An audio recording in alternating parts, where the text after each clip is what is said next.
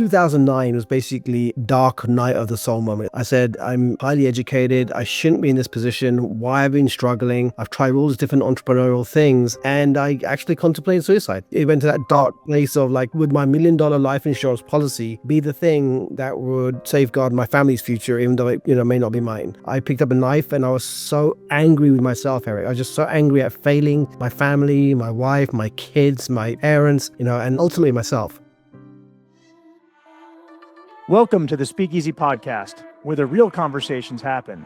Behind closed doors with the boldest entrepreneurs, creators, and growth minds in the game. No fluff, no filters, just the raw strategies, personal stories, and mental models that move the needle. I'm Eric Berman. Now let's get into it.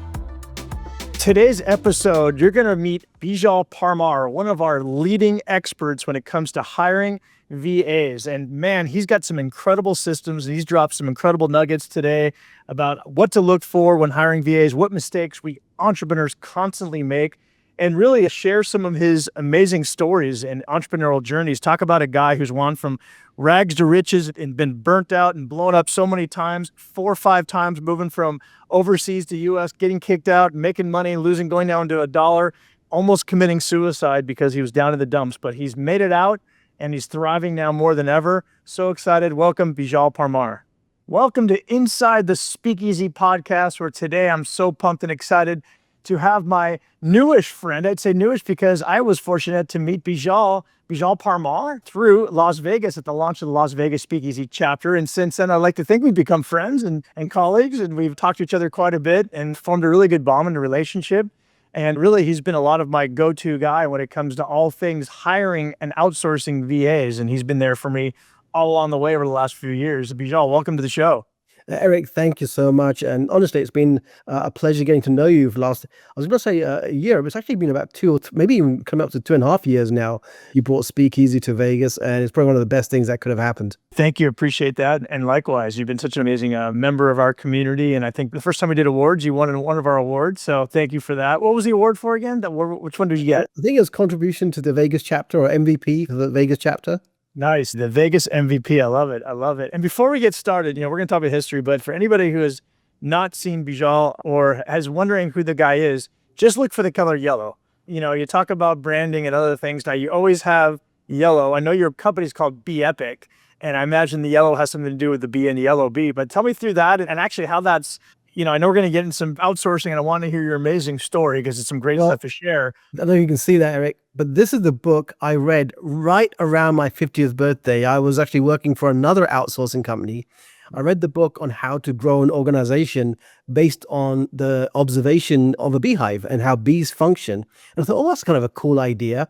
And slowly the yellow kind of emerged. When I started my own company, I felt like I want to do homage to the bee, the mighty bee, because bees are actually a symbol of productivity. As business owners, we should be delegating ourselves out of doing the busy work. So the whole theme just came about. And now I'm just kind of known as the guy with the yellow jacket, the guy in yellow. So that the branding worked, but I'm not a branding expert, just the color yellow. Well, I want to dig into that because there's a learn there. Like I've seen people that do that. I mean, you see, I think of Rudy Maurer, who I know, I talked to recently. He's all in red, always in red. And that's like his thing. And you're the guy in yellow. Like, has that actually helped? Has that got conversations? When you have a foreign name, it's not easy to remember. But when I connect the dots to them, because I say, what's your name? Beejel. So remember, B, my friends call me B, but remember B, the yellow and black. So I kind of anchor the color. And then people will be out somewhere, they'll see the color yellow and they'll send me, hey, Beejel, I just saw this yellow car, or I saw this yellow, this honeycomb thing, and they'll send me messages. So people remember the brand. So that's been very helpful. That's great. That's great. I'm sure your family and wife loves looking at your wardrobe. It's quite a bit of yellow. And then when you go shopping, is it like, look for the yellow? It makes it very easy for them to shop for me. That's right. Any holiday present, let's look for something yellow. It's great. Easy to gift at that point. How many pairs of yellow shoes you got? You got a couple? I got 2. All right. Well, cool. I know we're not here to talk about yellow all day, but you got an interesting story. Now, remind me, I think you said you're from the UK. Is that right? Yeah, so I'm from the UK. I got a background in aerospace engineering. I came over to the US in 97. I lived 3 years in Chicago. And then a friend of mine said, hey, come join me in San Diego. And we'll start a company together in automotive recruiting industry. And so I left my job of several years. We moved to San Diego, got into automotive recruiting. And about a year into that relationship, I found out he was kind of lying to me, misleading us.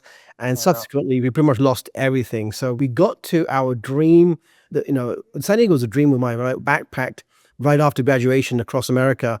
I remember coming to San Diego and I said, I want to move here. This is beautiful. And we finally made it happen. But there's a kind of a short-lived fairy tale, again, about a year into our San Diego move, found out he was lying to me. We basically ended up losing our home. And the next several years was really challenging. But there's also the entry into entrepreneurship too. Wow. So, well, I mean, how'd you get through that? Okay, so you come out here. Well, first of all, let's back up a second. You came out from UK. What prompted you to come out here? I grew up having a fascination for flying, NASA. I was going to be a NASA engineer. And so that led me to come to the US. I was very young, to actually about 7 or 8 years old. We went to visit NASA, Disney World. I grew up American TV. So it's always been a childhood dream to get to come to the US. Wow, that's great. So you made it out. You get to San Diego. You're thinking you're on a great path. Went from NASA to auto, but to the recruiting side, and you get screwed over. Now, I'd love to do lessons of sharing too. What about that experience? Can you share, like, I mean, without maybe, obviously we don't need to name names today, but as far as like, what was the thing that you got screwed on? How could you have identified it sooner? What lesson would you share on that? At that time period, quite a lot. I kind of made peace with it. I was like, it's what's happened has happened. Ultimately, I kind of had a feeling very early on that something wasn't right. But you, as entrepreneurs, you kind of look for the positive. You don't want to often believe the signs, right? If I looked at the data, and I'm using the word data because, there was times where checks that would be written would just bounce for no reason. At least, and I was like, why is this bouncing? So the data was there telling me something was wrong, but I wanted to believe, that couldn't be true. I wanted to believe in the positive outcome. He was the one who introduced me to Landmark Forum. For those of you who don't know, Landmark Forum's kind of in the personal development realm. So, I overlooked the signs, and ultimately that it cost me a fortune. I mean, it literally cost me millions of dollars, peace of mind. I mean, it took me to a very depressive state. We had to leave the country multiple times, because we didn't want to ever become illegal, but we had to kind of go back to the UK, apply for a new visa, come back. Ultimately, it cost us, literally almost $65,000 to finally get our green card. It took 20 years from that point to get our green card, $70,000 odd dollars in legal fees and stuff, not to mention the lost opportunity. But the signs were there, Eric. And here's the thing. I didn't ask for help. I was so caught in the headlights. If I just asked people, hey, what do I do? All we had to do, we had a home back then. We bought a home, it was about 450,000 or whatever. If we just had the peace of mind, so Beejel, just move out, rent the home out, and just downscale your lifestyle and get yourself back on your feet, right? But in that moment, like panic sale, got to get out, you want to go into debt. And ultimately, that home today is about $1.4 million, right? So a very expensive lesson to learn on multiple fronts. Wow. And so part of when you say you didn't ask, I mean, seems like a lot of questions you didn't ask, even along the way when you saw those signs, you didn't know where to go to. And then afterwards, when you're going through that whirlwind, a lot of energy, a lot of panic probably set in, and you didn't have a community or anybody to reach out to ask for guidance. Is that? So here's the funny thing. One thing we've been very privileged. We've always had friends. We've always had community. But when your back's up against the wall, instead of reaching out, we tend to kind of go in. We almost did the exact opposite of what we should do when we're in trouble. And bringing this kind of full circle a bit to Speakeasy, it's one of the things I really appreciated. Whenever I've had a challenge, I've posted it on the Speakeasy forum. And somebody's always reached out with a little tip or even a offer, hey, let's meet and let's see what we can do. And I do that. I ask, even if it sounds silly, because someone out there is going to have an answer that you haven't thought about. And that's the importance of not just having a community, but being able to share in the community and not feel that fear of being judged. I think one of the reasons that we don't ask is what will people say? As business owners, I think every single one of us has gone through some kind of challenge, right? In different flavors. And being part of this community, all I find is support from other members, not even people that I've met, it's people who are part of other chapters as well. So that's why I'm such a big, fan of the community, of what you're building here. Oh, really, really appreciate that. And yeah, no, that was a big part of the vision, is to create a place where we could be vulnerable and scared sometimes being an entrepreneur and going through these big lessons. And who can you turn to? And who can you, like you said, the fear of how are people going to feel about it? And we've all been through these tough times. And I'm glad the community's been there. So that's been a big part of the vision. And I appreciate you being vulnerable and sharing and reaching out as you have. So let's go down the journey here. So now you had to go back. Right around 2003 was when we first had to leave. So basically we sold a home, we went back to the UK, got a brand new visa, we came back, started a new business. This time I was kind of in the health and wellness space. I was one of the first people to kind of start doing what was known as brain state training, where we hooked people up to electrodes, and basically through the brain patterns, we could basically do personal development work and actually see the brain change real time. So we had a center in La Jolla. I got a approval from the US immigration in the US. But in 2000, I think it was to end of 2006, we went back to the UK to get our actual visa, and they denied it because there's no prior concept that they could model this off.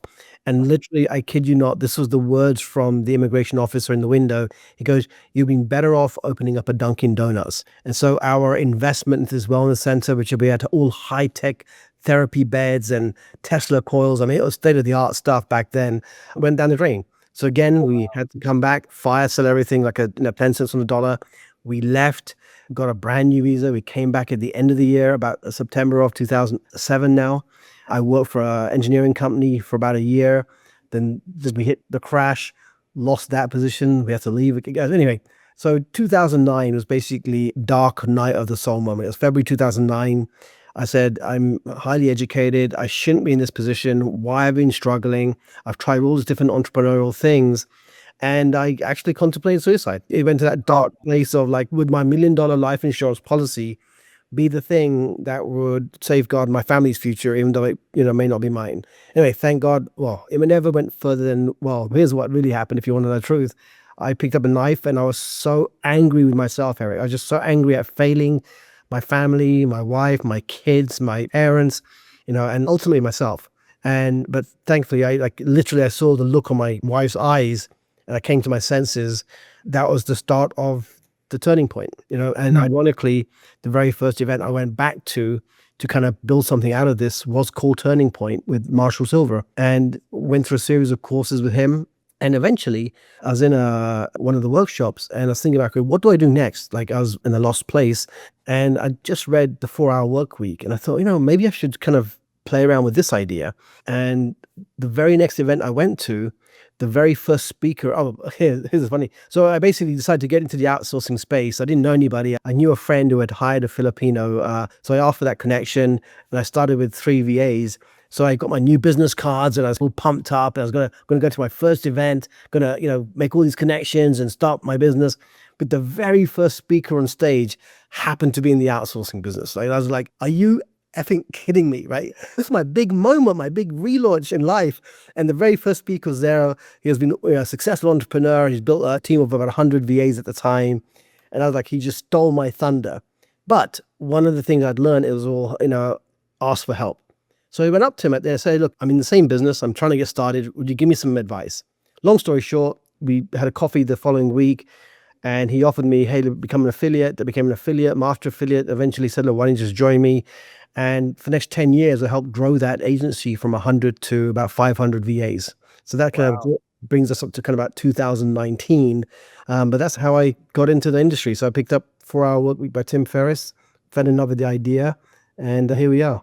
And one thing that I would, commend you on is, you've learned along the way too. You're not, I could see you've been out, 5 times now you came in and out? You try to get out there to stay? 4 times, either 3 or 4 times, yeah. And that's moved the whole family because my kids, my wife, Yeah, I mean, last time, 2009 is when I joined the agency. 2010, my immigration lawyer screws up our immigration paperwork. So I've got this newly found relationship, working with somebody I just met several months earlier. My lawyer says, you got 2 choices, Beejel. Either you leave the country or become illegal. Well, we don't become illegal. So then I had to break the news to him. I said, hey, I'm really sorry, but we have to leave the country. And he goes, look, well, we talk about the laptop lifestyle. So, just as long as you can do your work, we're all good. So he left the US and it was basically, we started to sell all of our stuff July 4th of 2010. We called Freedom from Stuff Day. We sold pretty much 99% of all of our things. And we packed we always say packed 4 red bags, 3 laptops, 2 kids, 1 wife. And in September, we left the US. And we thought we'd be away for around 6 months, maybe a year, get a new visa and come back. We ended up traveling for about 5 years while building the outsourcing agency. If it wasn't for the VAs supporting that journey, we wouldn't have been able to travel, enjoy the travel, build a company, had I not cut my teeth on learning how to work with VAs. That's amazing. And clearly, the message too is, when you're pushing that hard and you're going through the kind of scar wounds and the battle wounds you've been, I mean, you're hungry. You weren't afraid to go approach that guy on stage and ask and just be curious and say, I'm going to figure out a way to make this work. And, if there's a will, there's a way, right? You just keep going and grinding. And that's such an incredible story of how hard you've gone and how you persevered, and congrats on that. And, here we are today now, running your own. You learned a lot from that, obviously that experience. And so now you must have broken off, obviously, at some point. And tell us through that moment. What Oh yeah. happened? So eventually, the CEO said, "Hey, Beejel, can you come back to the US? We want to scale the company or grow the company, from where we had been around 500. Well, I think at the time it was around 400-ish or whatever." I said, "Okay, yeah." So we basically got a brand new visa. We came back on a H-1 visa, and I started to, help grow the business. But around 2017, 18, right when crypto was really kind of starting to make a buzz, the CEO was kind of going in one direction. I wanted to take the company in a different direction. We were not seeing eye to eye. And so around right the day after Thanksgiving 2019, I said, "Oh, Bijal, we got to part ways." And initially it was like another shock. It's like, "Oh my God, like what am I going to do?" But honestly, he gave me a favor. And I always remember, because when we first started to work together, he said, "Bijal, look, I'm going to teach you everything about this business." And he did. He taught me a lot. I got to go to the Philippines with him, but I also learned a lot about what not to do, or not how I would do things different. Mm-hmm. So in 2019, as I mentioned, I just picked up this book, and I was kind of inspired by some of the stuff I learned about, bees and the behavior. So how do I do, if I had to reinvent this industry, how would I do it differently? So some of the things that I did differently is I didn't want to charge our clients markup fees. A lot of the clients that we were servicing were really kind of early stage entrepreneurs, or entrepreneurs who kind of just didn't have big budgets. They were not your big, 7-figure businesses. They're people who are kind of trying to scale from the kind of sometimes the low 6 figures upwards. So they were very cash tight. And I said, well, how about we don't focus on profit per hour, which is how most agencies work, through a markup fee. Right. And most clients don't realize if they hired somebody through an agency, it's typically a 2 to 5 times markup. Instead, we focus on performance, kind of like a coaching program for VAs. So rather than clients pay us this markup fee, they pay us to help support and course correct their VAs so the VAs can actually perform better.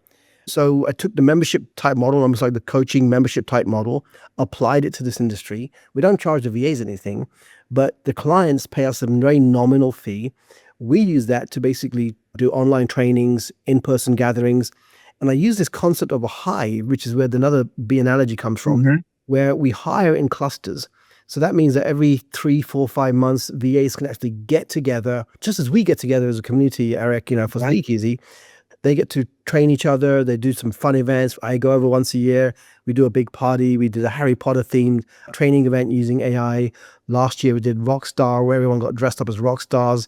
We had to use AI to write songs and do promotional campaigns and stuff. So we try to make being part of this community fun, even though they're actually getting paid directly by the client. So apart from the internal team, all the VAs get paid by the clients, but we look at them as part of our community. So it's kind of, we try and incorporate that aspect for our VAs and our clients.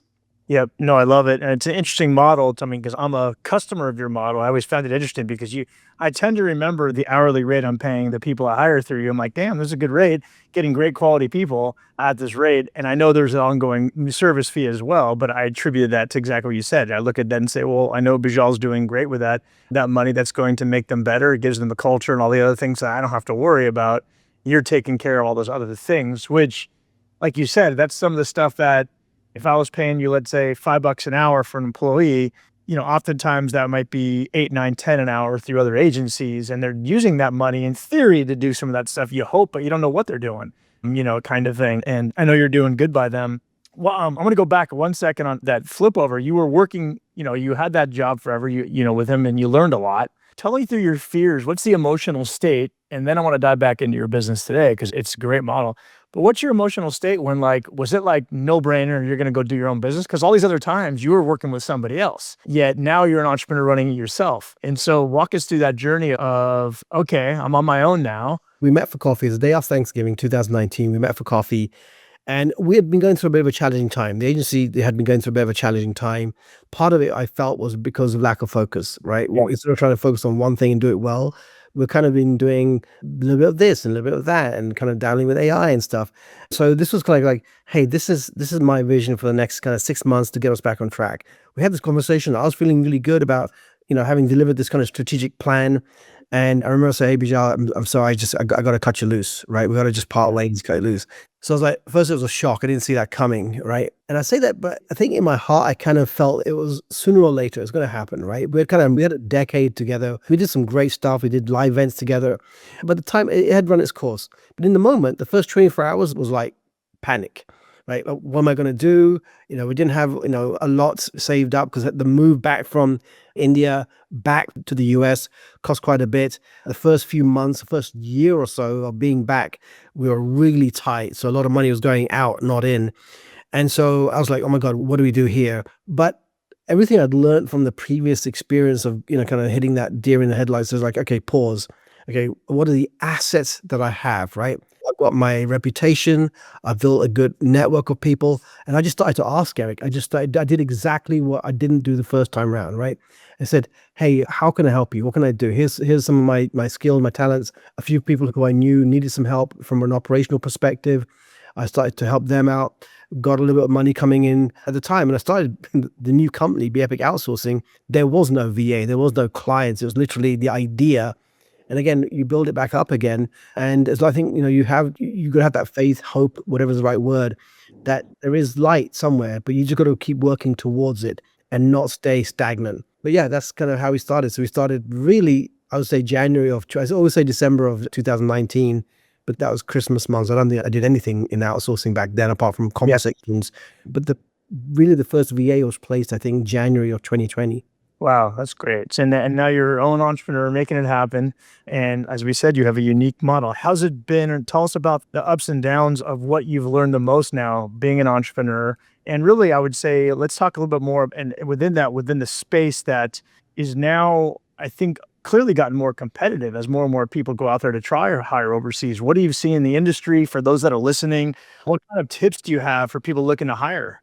So it's a very competitive space. I mean, it was back then. I mean, we do things a little bit differently, right? So we're not an agency and we're not exactly, hiring direct. So we're kind of this hybrid model where, in a way, we're assisting people to hire directly, which have a very nominal fee for that, the hiring part. But as I said, where we make our money is this ongoing course correction. So I know that people who hire through agencies are paying about 2 to 5 times markup. So a lot of their money is going into that markup. And the other people I know who I've hired directly are not getting what I call a 5-star performance out of the VA. We're looking to bridge that gap. So even though it's a very competitive space, we've carved out a brand, we've carved out a niche for ourselves there.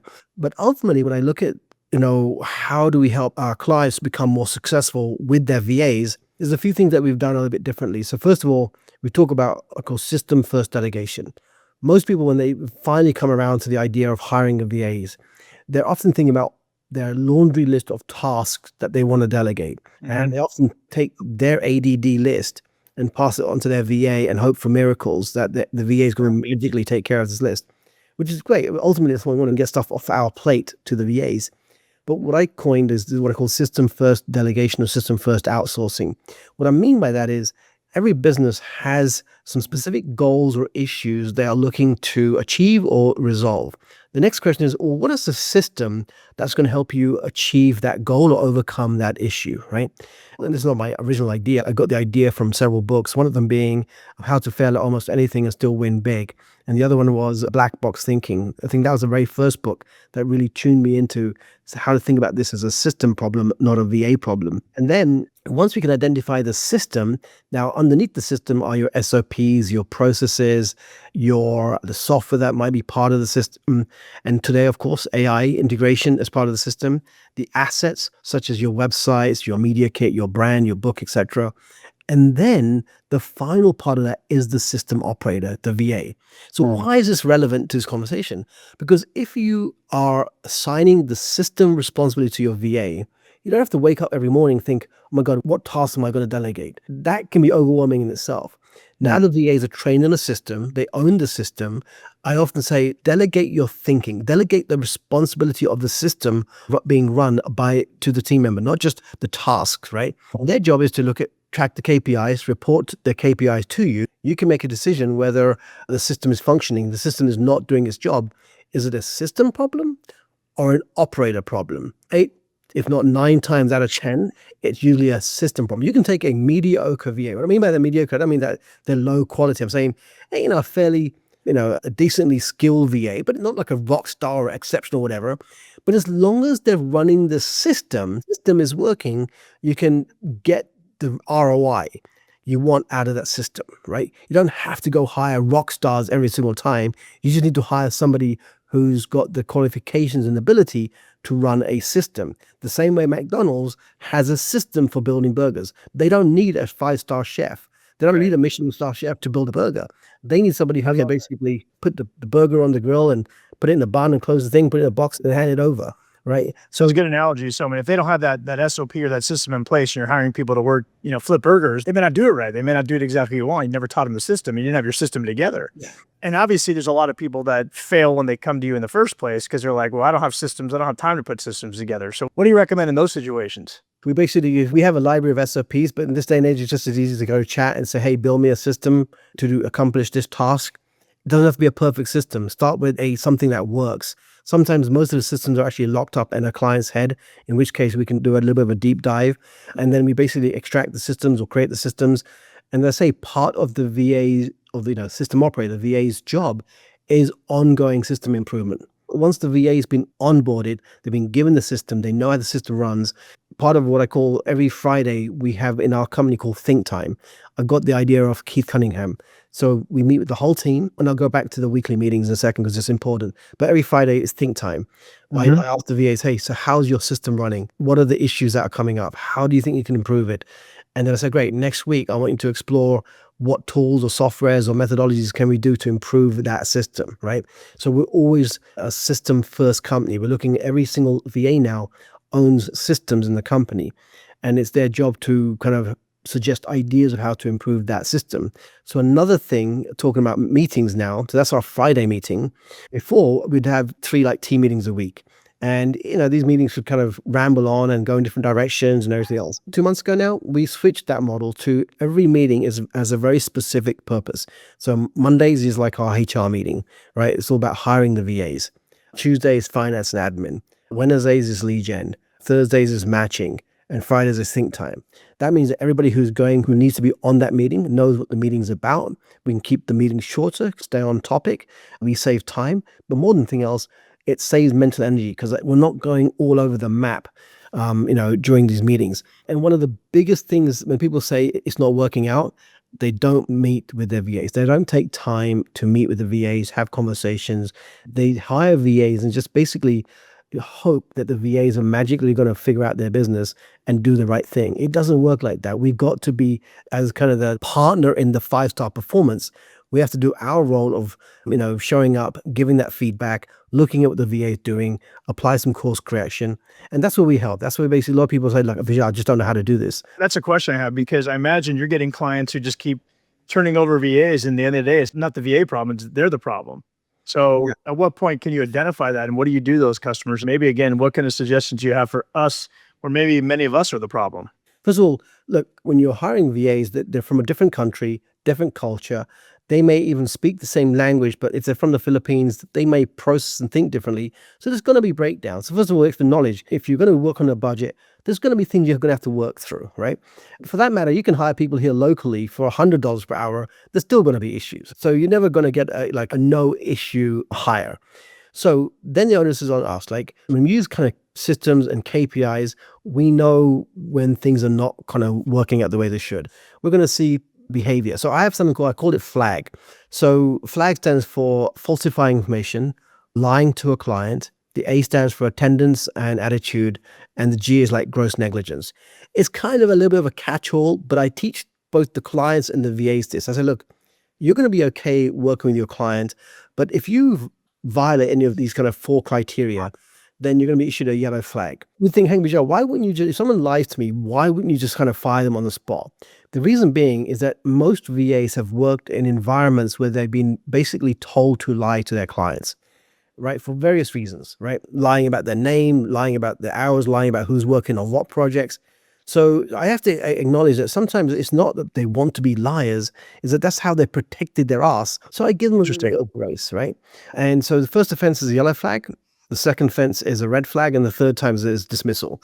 So that way you set up the parameters of, hey, this is when you're going to get let go right from the beginning, right? As long as these things don't happen, as long as you can do your job and you don't violate this, we're golden. So clarity of what it's going to take to keep the job and what's going to happen if you violate these things. Most people never put these lines in the sand. It's just basically they hire them, and then one day the client might say, you know what, it's not working out. We've just gone too far on this tangent, and they just say, hey, we know we need a new vet. And what I like to do is, like, if we check in regularly, and what we do is we send out kind of a survey, and that allows for what I call instant feedback. And what happens is if we allow a VA to go this far off course, it makes it more challenging to bring them Yeah, back online. However, totally. if they go off by a couple of degrees, now we can basically say, look, here's the recipe, or here's the prescription Yeah. for bringing them back in line. So we built something called the outsourcing model. And like the outsourcing model is built on ownership of the role, understanding the job, understanding instructions, etc. And what the clients do, they basically rate the VAs from 1 to 5 star in these parameters with a little of kind of input of what the issue is. It runs it through an AI brain built on our kind of decades of experience, and it spits out basically a course correction playbook for the VAs. Nice. Then our human performance managers check in. Do you understand what the course corrections are? Can we help you? What resources do you need? And that's how we kind of bring them back online. When we were building this, I said, well, hang on a second. Who knows better than your VA how you actually show up, how we actually show up as business owners? Now, not every business owner is open to this, but they should be, because the insights you get from this feedback from somebody who's kind of really seeing this into a human to human interaction can be invaluable, especially Yep. if we aspire to improve our performance too, because it is a two-way thing. You can't just have a Totally. 5-star VA and expect the best outcome.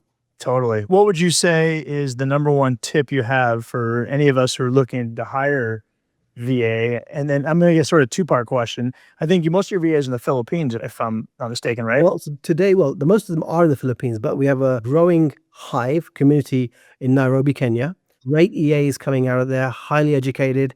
They're raised in English schools, Wow. South Africa and Colombia. We had a kind of growing request for Latin VAs too, so we've now expanded these 4 countries.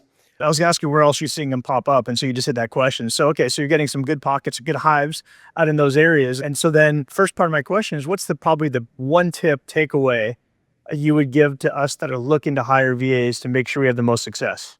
Yeah. So the tip is clarity of what the role is. I have something called ROI. R is reclaim time. So where do you need somebody to come and help you reclaim time from busy work, right? So you can spend more of your time on the higher value work. The O is overcoming task resistance and procrastination. So what are the things that you're avoiding doing? And the I is basically how do you increase leads and sales and ultimately profit, right? So for 90% of our clients, so the reason to hire a VA is going to be in one or multiple of those categories. Now, for say more mature businesses, it might be scale. There's scale going on. They want to onboard customer support, customer onboarding type things. But that's probably about maybe 10, 20% of our business. The rest are what I call solopreneurs, micropreneurs, small mom and pop teams that are kind of, growing out of their 100,000 range up into maybe a 250,000 range, but they still have cash flow challenges and want to keep the budgets super tight. And they're the ones who that we can kind of specialize in serving. Yep. Yep. No, I love it. I mean, for me, my tips on that, having been on the other side, is like everything you said. Plus, I just, be patient. I think you said it earlier. If you don't have the systems and yourself in place, you're going to fail. Like you got to be patient. As much as we want to just delegate everything and say, okay, they're here, let me just throw everything in their way, it's going to fail. You got to do all those daily check-ins and figure out a way to put them in. That I always say, like, that daily check-in or check-ins, one or two a day is almost becomes, in my opinion, your most important meeting of the day, despite everything else, especially when you're that mode of delegating off and teaching them. Otherwise, you're just missing such great opportunity. And once you can get everything off your plate, then you get that time back, but you can't, this doesn't happen magically. You got to mentally prepare for it.